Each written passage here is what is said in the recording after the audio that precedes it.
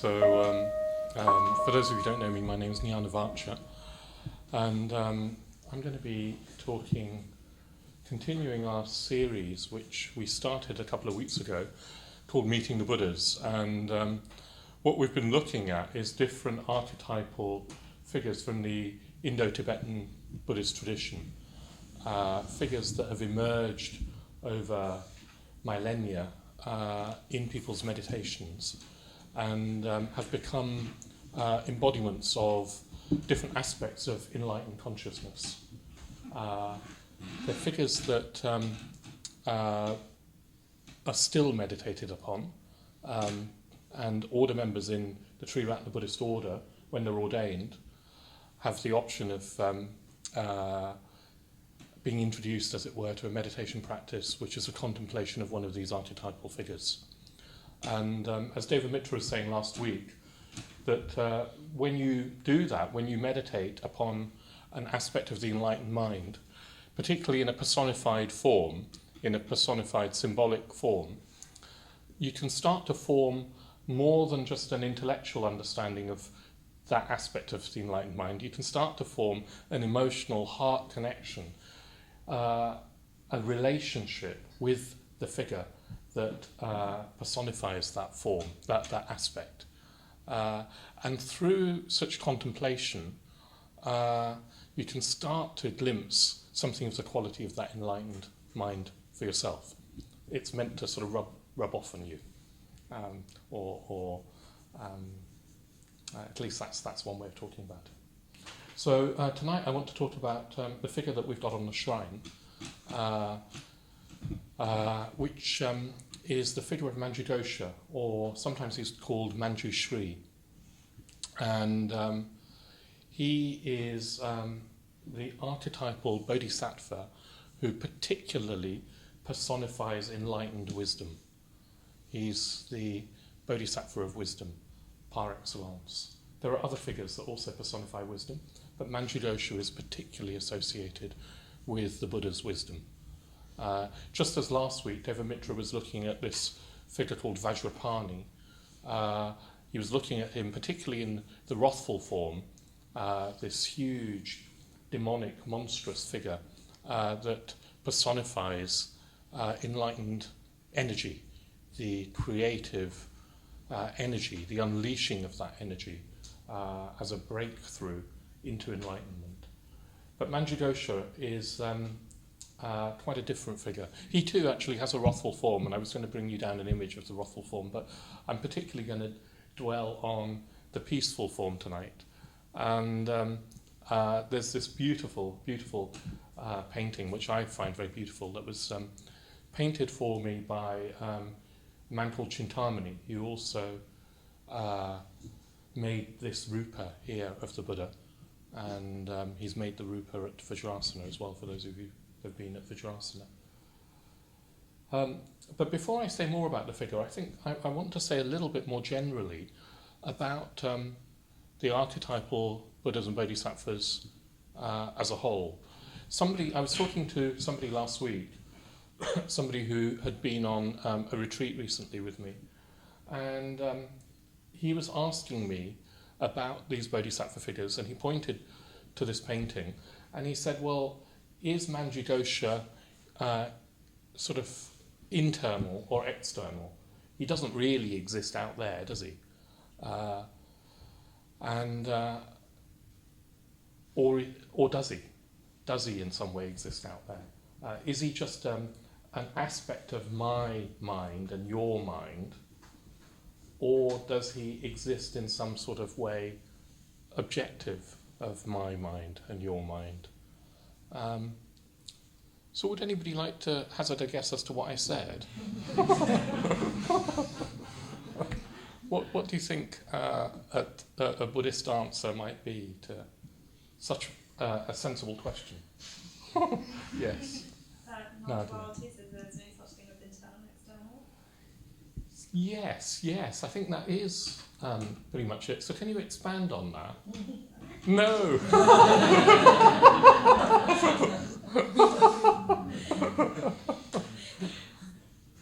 There is no thing as internal or external. It's a great way of sort of shutting somebody up and making them feel silly and you feel wise. It's quite difficult to actually understand what that might be getting at. You could say neither, and you could say both. You could say that the figures of the Buddhas and Bodhisattvas are not really internal nor external, or you could say that they're both internal and external. And Nadia's right, this concept of internal and external doesn't really apply. We tend to think of internal as being somehow in our minds, and our minds as somehow being inside our bodies. That's a sort of Western scientific kind of worldview, isn't it? The mind is probably happening somewhere in the brain. Maybe if you've got a very sophisticated understanding, it might be happening elsewhere in the body as well. But really, it's contained within this material form. And if you're a very sort of scientific person, with a scientific outlook, you probably think of mind as arising from complex electrochemical processes in the brain. So that mind, what we call mind, is consciousness, is brain function. That's our typical kind of view. And then internal would be somehow internal to that. Yeah? Somewhere in those neurons, there's an imprint of Manjughosha, particularly if you meditate on the figure. That might be internal. Or you might think of Manjughosha as being representative of some aspect of our minds, our consciousness, which is happening inside. Or you could think of Manjughosha as external, which would be sort of all right, depending on how you thought of him. So if you started to think of him as a sort of orange, amber, golden being on a blue lotus, sitting on a blue lotus, which is how he's visualized, as a prince, as a useful prince. If you started conceiving of him as literally like that, externally, somewhere in the sky, then he becomes not much different to God, to a kind of godlike figure. And I don't believe that there is an orange man on a blue lotus somewhere in the sky. That doesn't feel quite Buddhist either. So external can't be quite right, but internal's not quite right either. What if our whole kind of conception of what's going on is completely wrong? What if mind or consciousness isn't really inside our brains, which is inside our bodies? What if consciousness or mind, however you want to call it, awareness, I'm going to use all of those synonymously, what if that is the more fundamental reality? And matter, which our bodies are made of, is an aspect of mind, rather than the other way around. We normally think of mind as being an aspect of matter, brain matter, somehow inside the body, and the body as being more real, matter being more real, the primary reality. But what if it's the other way around? What if mind, consciousness, is the primary reality, and matter is a manifestation of mind? So what if our bodies are in our minds, not the other way around? What if this form is contained within a larger reality called awareness? And what if every form is contained within that larger reality called awareness. And what if that's closer to who we really are, rather than this physical form? If that's the case, we're probably at the edge of what can be said now, even what can be imagined. But if that is the case, then already boundaries like internal and external start to lose some of their meaning. Hopefully.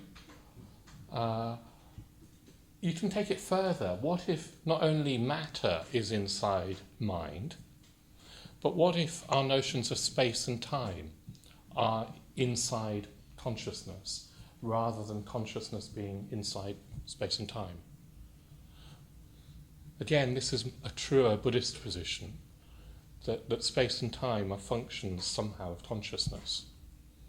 So when you think of inside and outside, we've got to be thinking in terms of space, haven't we? And probably existence in time as well. But what if our notions of space and time are completely the other way round? What if they are not the primary realities? What if they're somehow manifestations of mind?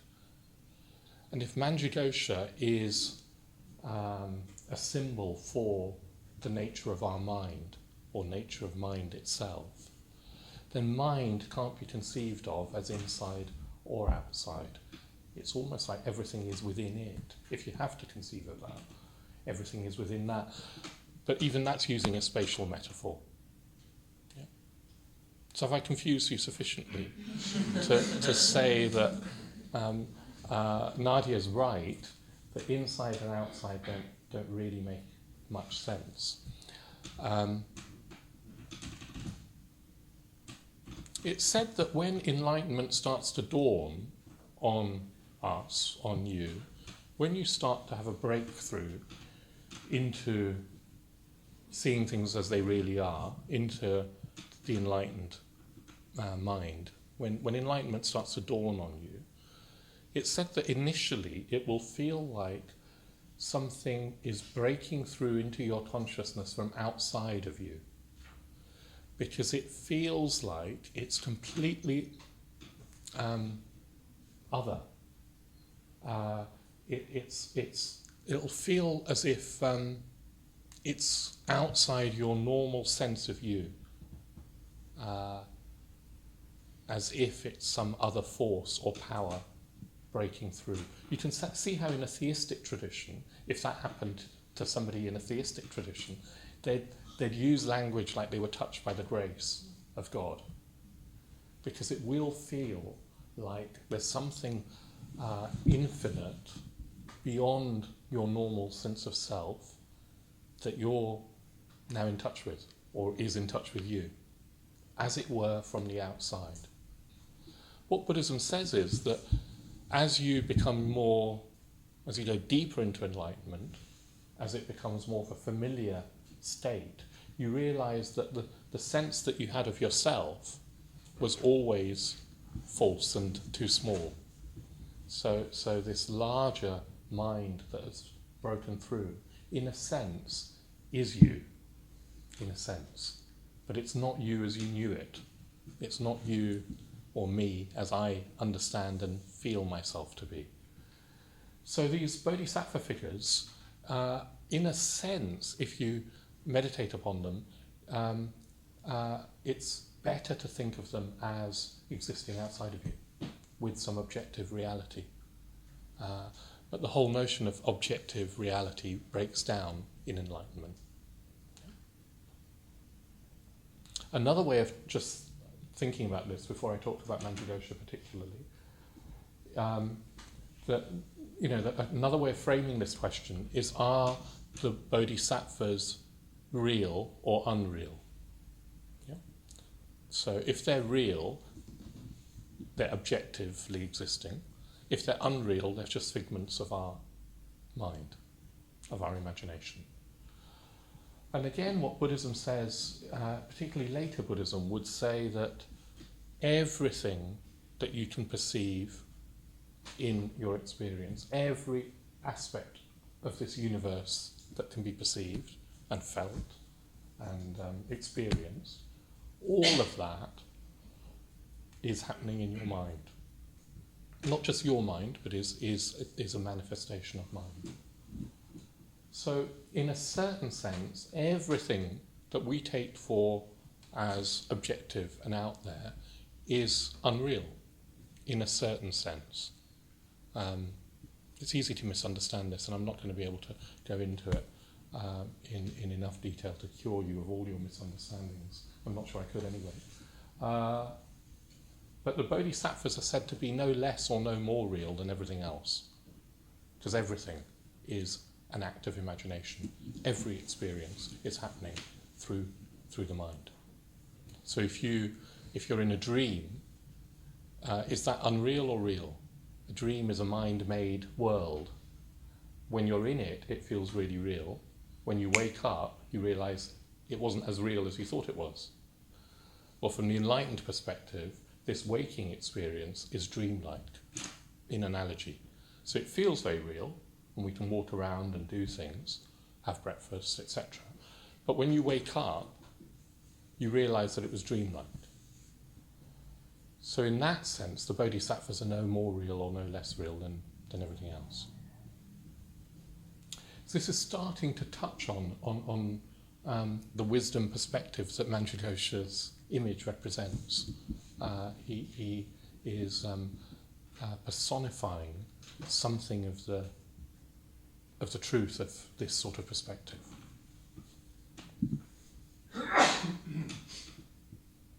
And it's actually perspective that I'll come back to. I think that Bhante Sangharakshita has talked about enlightenment as being the largest possible perspective on experience that you can possibly have, the greatest possible perspective on an experience that you can possibly have. So I want to talk a little bit about perspective, but yes, I also want to talk about figure. Let me just read you something. Let me read you something about perspective, because wisdom and perspective are very, very close. I think they're very sort of linked. So this is something that was said by or written by Philo of Alexandria, so a classical philosopher, Philo Judaeus of Alexandria. And he said, "Those who practice wisdom are excellent contemplators of nature and everything she contains. They examine the earth, the sea, the sky, the heavens, and all their inhabitants. They are joined in thought to the sun, moon, and all the other stars, both fixed and wandering in their courses. And although they are attached to the earth by their bodies, they provide their souls with wings, so that they may walk on the ether and contemplate the powers that live there, as is fitting for true citizens of the world. It goes without saying that such people, rejoicing in their virtues, make of their whole lives a festival." Isn't that lovely? Make of their whole lives a festival. So he's talking about philosophy. He's talking about the ancient philosophers who contemplated wisdom, the love of wisdom, the love of knowledge. And Manjughosha, in a way, is the transcendental equivalent of the philosopher, you could say. He's the transcendental equivalent of all wisdom teachings. So I don't know how much you can see the painting, but I'd really urge you to come and have a look later, if you can't, particularly if you're sitting at the back. But he's, in this particular image, he's surrounded by the cosmos. He's surrounded by those fixed and wandering stars. And yes, he sits on this blue lotus, which is... it's said that he and the lotus are all made of light. So you have to imagine blue light, this beautiful blue light, manifesting as a lotus. And in this image, the lotus itself is sitting on a sort of galactic nebula of galactic interstellar gas. And as it were, out of that nebula, there's this huge radiant orange ball of the sun. And Manjughosha is a solar symbol.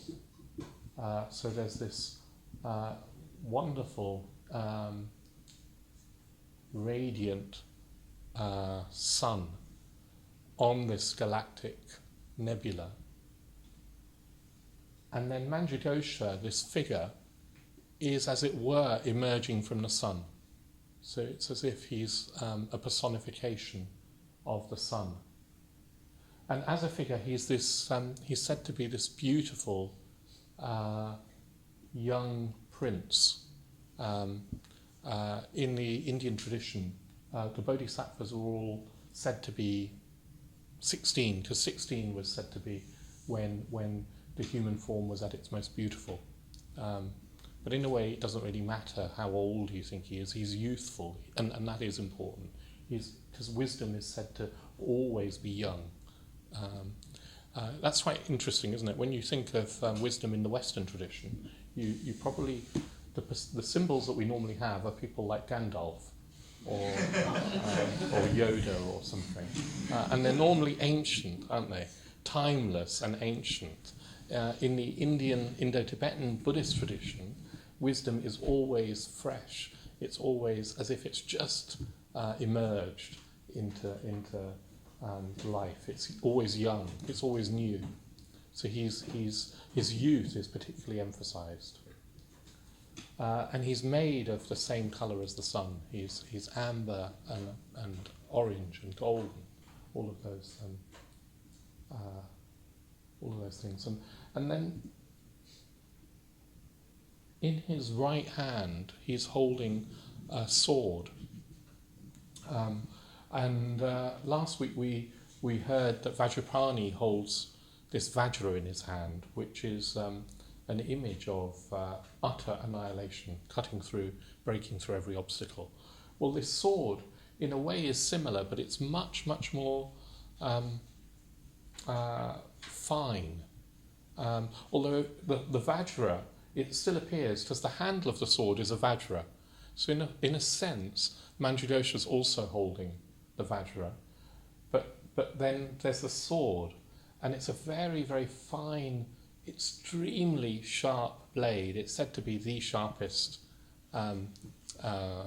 blade in the cosmos, and it's on fire.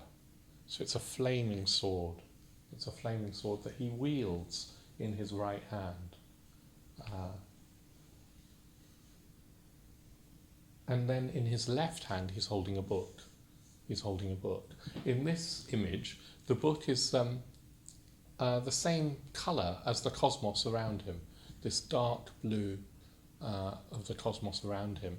It's as if that is then condensed into a book at his heart. And the book is said to be the perfection of wisdom. So he holds at his heart all the wisdom of the Buddhas in book form. And this flaming sword, which is much more of an active image, he's wielding it, and it's said to be the sword of wisdom that cuts through all delusion, that cuts through the veils of our delusion. So a very kind of, for me, a very, very resonant set of images. Those two implements, the sword and the book, they seem to be quite universal, don't they? They're not just found in Indian and Tibetan myths and stories. What does the sword mean for you in your sort of world of myth? What does the sword... Yes, who said that? Arthurian. So you've got Excalibur, the sword in the stone. Yeah, Arthurian. So Excalibur is this sort of magic sword that is indestructible and... By taking it, you Yes, and not everybody can wield it. So Arthur had to, nobody could pull the sword out of the stone unless they were entitled to, and unless they were of royal blood. And he's a prince, he's royalty. To wield the sword of wisdom is the privilege of the prince. Yeah. What about the book? What does the book? What sort of symbolism in our culture does the book have? Law. Say that again? Law. Law, yes. So can you say more about law? Because I think law's an interesting thing you brought up there. Yeah, like you see that the symbology is about maybe justice and sort of being able to make a decision on what's right and wrong. Yeah. So there could be a moral law. There could be moral law. I was thinking also, if the Buddhism also talks about laws, but it talks about natural laws that govern how the universe, the cosmos, mind, everything unfolds. And one of the laws that Buddhism particularly puts emphasis on is the law of karma, the law that says that our mind will be shaped by our actions, particularly our skillful or unskillful intentions. Our mind will be shaped by that, and therefore our lives will be shaped by that. So that's one law that Buddhism particularly talks about. So, in a way, wisdom is about, you could say, about understanding the laws of the universe. That could be one way of thinking about it, rather than jurisprudence in terms of the laws of the land. The natural laws of the cosmos. Anything else that a book evokes for you? Knowledge. Knowledge, yeah. So Manjughosha is said to be the patron of all the arts and all the sciences. So all mundane, as it were, knowledge. Maybe knowledge just has a spectrum from mundane to transcendental. Maybe it shades into the transcendent. Manjughosha is the patron of all the sciences, but also all the arts, and maybe there wasn't such a distinction in ancient times. So all knowledge, yes, that then shades into wisdom. I was also thinking of a book of spells. Is it The Sorcerer's Apprentice that tries to, when his master is away? It's a Disney film, but it's also a poem by Goethe. Probably guess which came first. And when the master's away, the apprentice, I think, tries to. Well, he opens this book of spells, and I don't know. He makes a mess of things, doesn't he? The broomsticks and the mops and things. But the wisdom, a secret knowledge, an esoteric knowledge, that in a way you and I can't necessarily read and control unless you're initiated, unless you're wise enough, unless you're empowered. So there's this sort of secret knowledge that I think, for me, the Book of Wisdom evokes.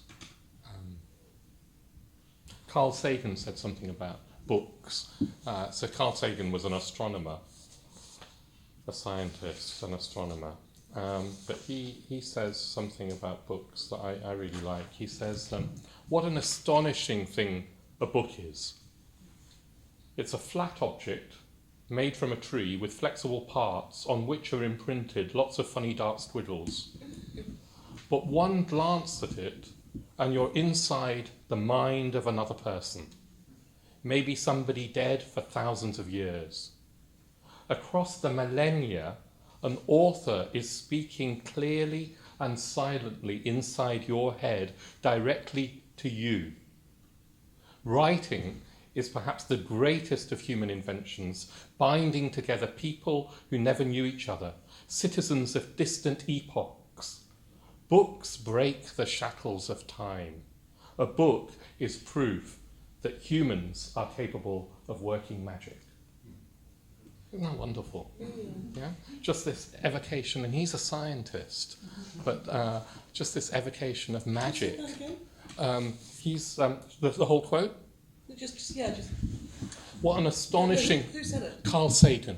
Oh. Carl Sagan. He's no longer alive, unfortunately, but he was an astronomer. An astrophysicist, an astronomer. Books break the shackles of time. A book is proof that human beings are capable of working magic. So I love this thought of a book of wisdom that breaks the shackles of time.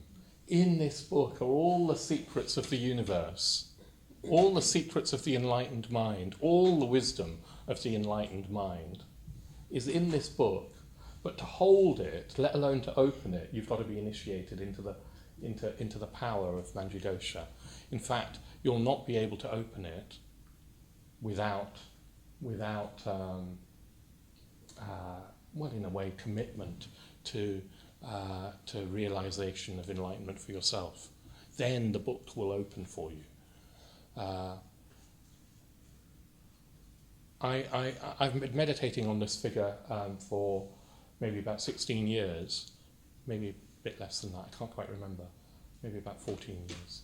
And sometimes the book opens in my mind, not very often. The book opens, and for me, the book is always empty. I mean, it's pages and pages, gilded pages of blankness, and of course, in Buddhism, shunyata isn't emptiness in the ordinary sense of the word. It's the true nature of all things. It's vastness. It's openness. It's the ungraspable beauty of all phenomena, the ungraspable kind of wonder of all phenomena is referred to as shunyata or shunya, and it's shunya literally means empty or emptiness. No concepts can grasp the nature of experience, the nature of reality. No words, certainly. So the book, this tantalizing book of wisdom, is, for me anyway, tantalizingly empty. On the cover of the book, and you'll have to get really, really close to the painting to see, but on the cover of the book, in this image, is a Sanskrit letter written in the Devanagari script, and it's a letter in gold that's burnished on top of the book. And the letter on this book is the letter A, or A, I guess, A. And in Sanskrit, the letter A is like a prefix that means, it's a negative prefix, it means not. It means not. And there's a set of literature called the Perfection of Wisdom literature. If you're familiar with the Heart Sutra, it belongs to that collection of Perfection of Wisdom texts. And it's said that there's a particular sutra in the Perfection of Wisdom that is just one syllable long. There are others that are 8,000 lines long or 100,000 lines long. But the one syllable that the Perfection of Wisdom is contained in is the letter A, meaning not. And what's being got at is that wisdom will not be grasped by your conceptual mind, by my conceptual mind. Anything that you think wisdom is, it's not. Yeah? And yet you can experience it, but it's not something you think it is. Yeah? The enlightened mind is beyond all conception, beyond space and time and subject and object and categories, any category that we can conceive. So he's holding this book of wisdom to his heart. let me say a little bit more about the image. So for me, and this is a personal interpretation, this is quite a personal sort of image for me, the Heart Sutra, the key kind of, the Heart Sutra is quite short, and in a way it's all key, but for me the key lines in the Heart Sutra are that form is only emptiness, emptiness only form. And then it goes on to say in the English translation, form is no other than emptiness, emptiness no other than form. So there's something around, I don't exactly know what it means, but it's saying, because you'd have to be enlightened to know what it means, but it's saying that form, and for the sake of argument for now, let's just take form as pointing to what we think of as the objective world of things like this. So form is no other than emptiness. So one way of thinking about this is that form is not substantial, there's nothing solid in form. A bit like I was saying that it's dreamlike, this world is dreamlike, and it would be closer to say that all form is a manifestation of mind. Form is somehow not the solid external reality that we take it for. And yet, it appears. It's not that there's nothing, there's definitely an appearance of form. And so for me, this painting, there's lots of sort of hints at this. So there's this gas cloud at the bottom of the painting. And something that fascinates me is that galaxies and stars, and we're all made of stars in the end, or matter that was born in the stars. Galaxies and stars that make up the galaxies were formed from great masses of cloud, of nebula, of clouds, of dust that gathered and then formed stars. So a cloud is so insubstantial as to feel really hardly there, hardly existing. And I love the way that this star arises from a cloud.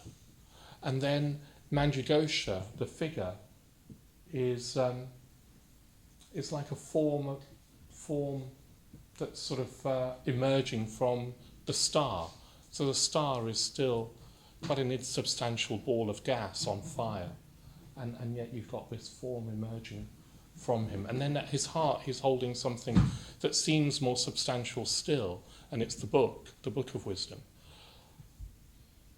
But it's the same colour as the cosmos, which was emptiness. He's holding at his heart this notion of emptiness. So there's this interplay for me of form and emptiness in this image, which if I meditate upon, I try and get a bit closer to what that might mean. So I just want to come to the sword now. So the sword is said to cut through our delusion, the flaming sword that cuts through. It's said that there are two veils that obscure our seeing of reality. There are two, it's like we're always perceiving through veils, and that's what keeps us from seeing the truth. And do you know what those two veils are? Does anybody want to have a go at guessing? Go on, Linda. Ignorance. Yes, that's one of the veils, the veil of ignorance. And another one? It's the, sorry? It's the veil of kleshas. Kleshas are the poisons that and they stand for all self-centered emotion. All our selfish, unskillful emotions. All our craving and all our greed and all our hatred and aversion.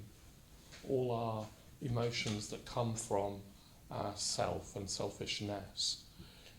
All of those unskillful emotions act as a veil that stops us from seeing things as they really are, from experiencing the world as it really is.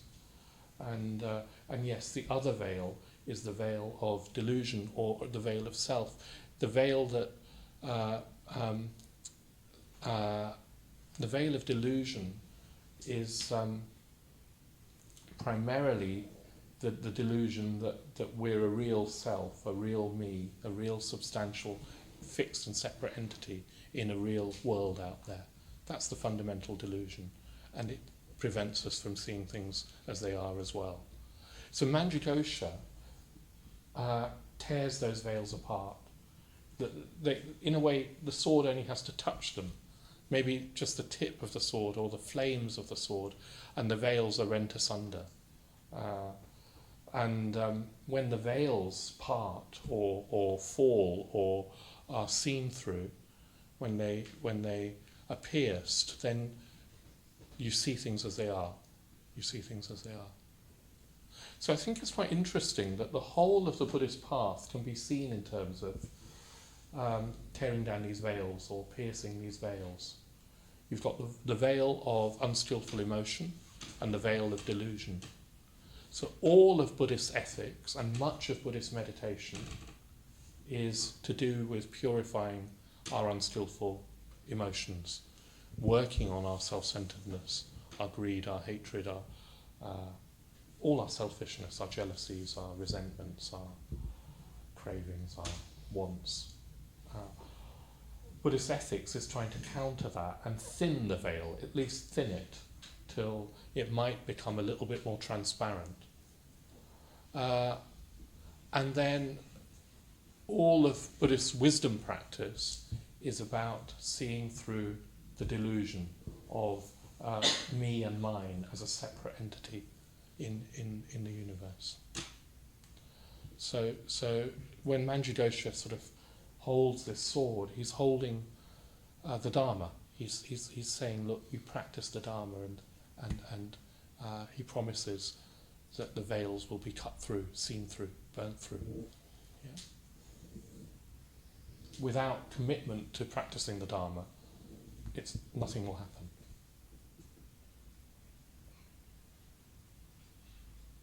But he's also, Manjughosha means, Ghosha means voice, and Manju is sometimes translated as gentle. So he's the gentle voiced one.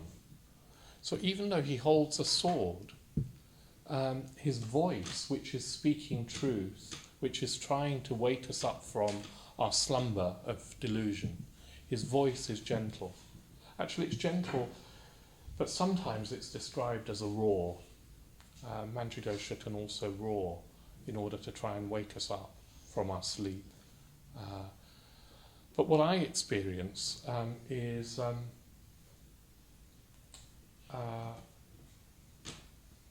what's really strange is there he is. He's the Bodhisattva of wisdom, and he's trying to wake me up, or I'm trying to open up to him so that I can be woken up to the way things are. But what I predominantly experience when I meditate on Manjughosha is love. Is a very, very strong, radiant, completely unconditional love. A metta that is without limit. And the sun, for me, is an image for that radiating love.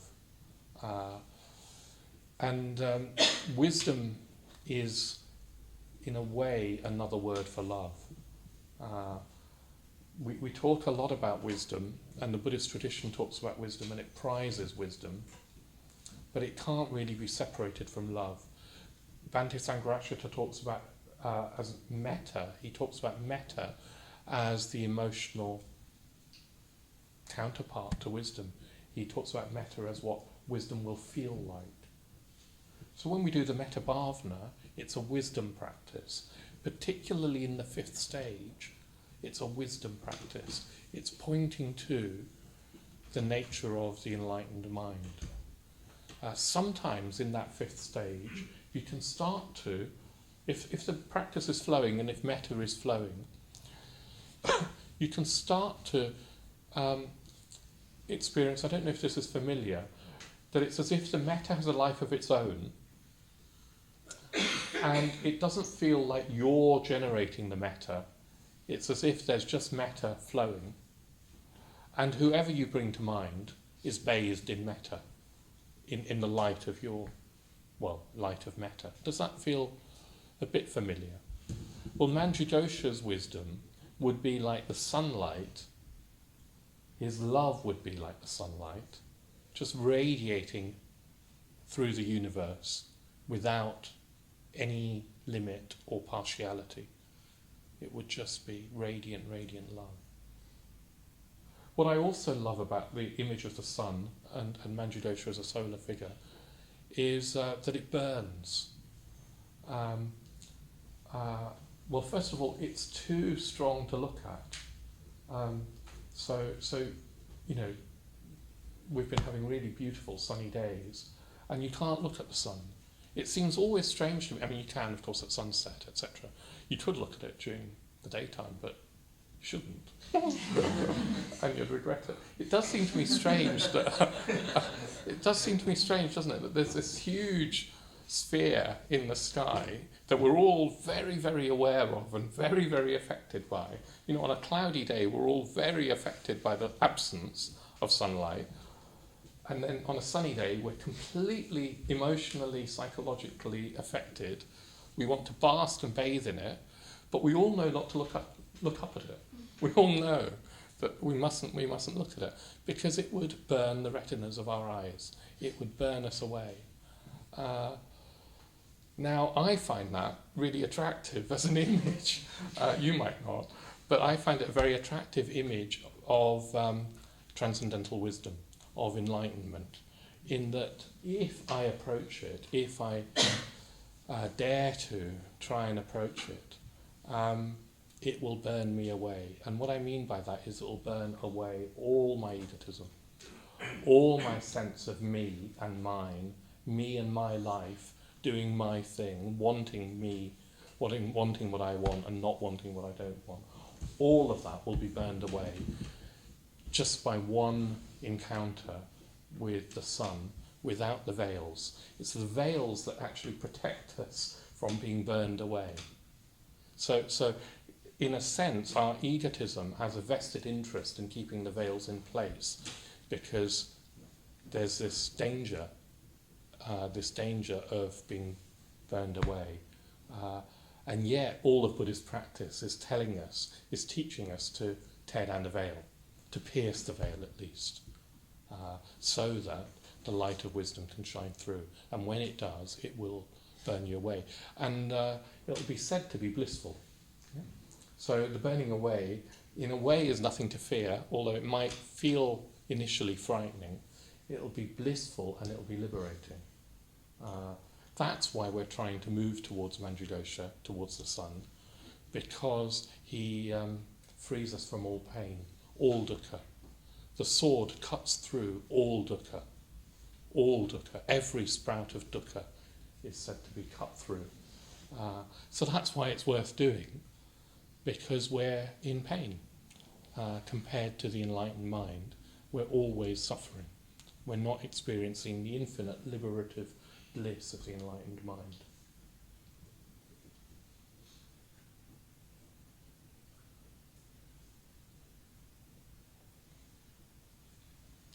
And another image for our delusion that I really like is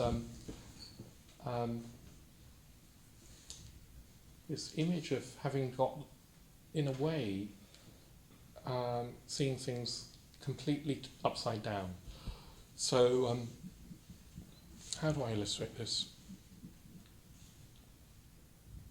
So prior to Copernicus in the, was he 17th century, 16th century?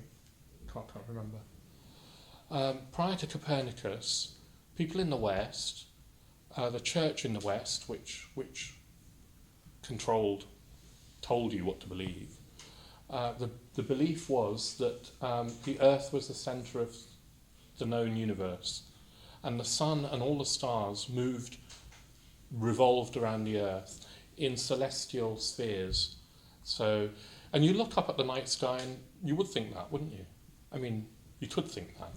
Not even on the night sky, you just watch the sun move across the sky during the day, and it does appear to move. It does appear to move. So it seemed a fairly common sense notion. But of course, the church had a doctrine behind this. The earth had to be the centre of the universe because human beings were created in the image of God, and an earth was given to them. So everything revolved around the human being. Yeah. So we were at the centre of the universe, and of course Galileo came along and tried to posit something else and suffered for it at the hands of the Pope. But Copernicus showed that the Earth wasn't the centre of the universe, and he showed that actually we revolve around the sun. The Earth revolves around the sun. Now imagine it's said to be a revolution in Western thought that the sun isn't revolving around us, we're revolving around the sun.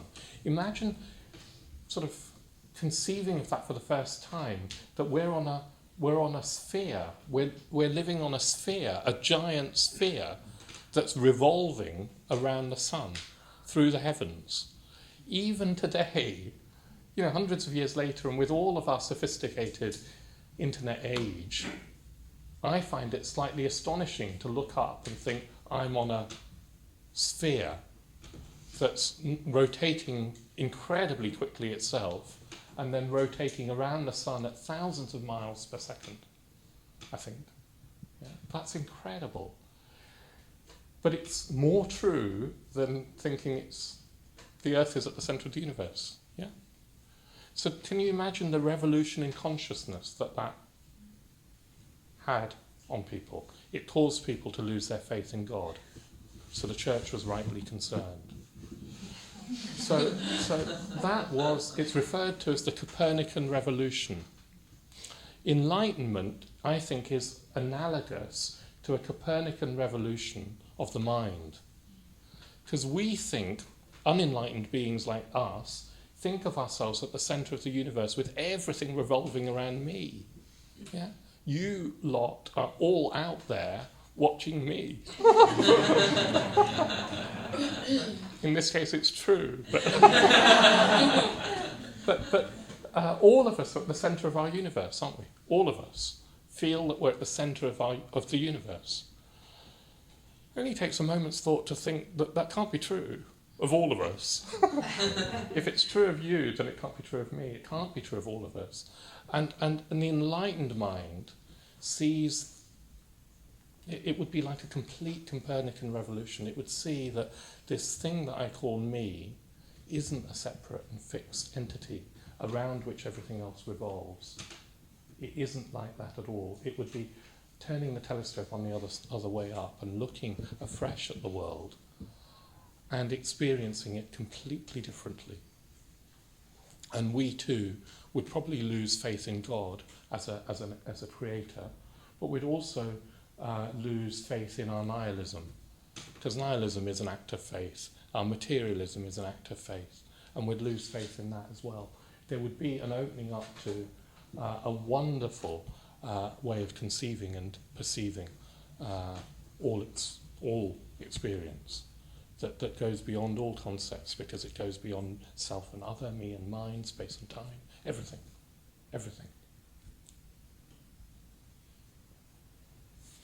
So that perspective, I think we can help it sometimes by just broadening our sense of concern, our sphere of concern. Metta does this again.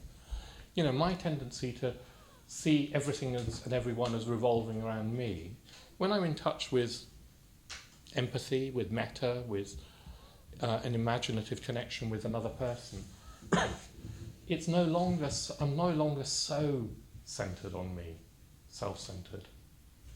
So again, the metta bhavana, if you can extend metta to all beings, do you see there's a thinning of the veil and a shifting of perspective, from self-centeredness to something truer.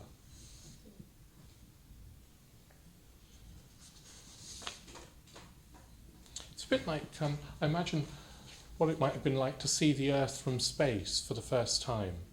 And, us down here, think of the Earth, we're very earthbound.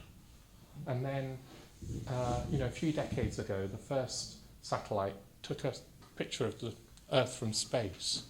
And again, Carl Sagan says national boundaries are not evident when we view the Earth from space. Fanatical ethnic or religious or national chauvinisms are a little difficult to maintain when we see our planet as a fragile blue crescent, fading to become an inconspicuous point of light against the bastion and citadel of the stars. Travel is broadening, he says. And I love this. Just trying to imaginatively see things a little bit more truly. Yeah? If we could really see our planet as it is, we might not feel so much hatred and division. We might have more respect for the planet, but also for each other. National, religious boundaries and any other kind of distinction would fall away a little bit more if you had that perspective from seeing our planet from afar. How tiny it is, how fragile it is. Just by broadening, and that's true as well. Do you see what I mean? It's truer than thinking, I'm the centre of the universe, the earth is flat and the sun revolves around us, and everything else does. As you broaden perspective, you gain more wisdom. Yeah? And as you gain more wisdom, there's more empathy and more connection and more love. There's less selfishness, there's less self-centeredness, there's more love. And the enlightened perspective is the broadest, the biggest of all perspectives, where all boundaries between self and other fall away. Everything falls away. And all there is this sense of openness and wonder and beauty.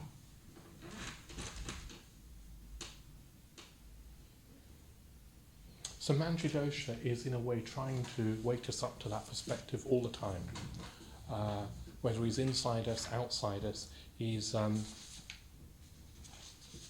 always trying to, in a way, whisper the words of wisdom, wield this sword of wisdom, and all in a way that stops us from hearing that voice or yielding to the sword is our own persistent, but very, very, very persistent self-centeredness. And it feels to me like a lifetime's work to, in a way, go beyond our so deeply ingrained self-centeredness. But it also feels like, because it's true,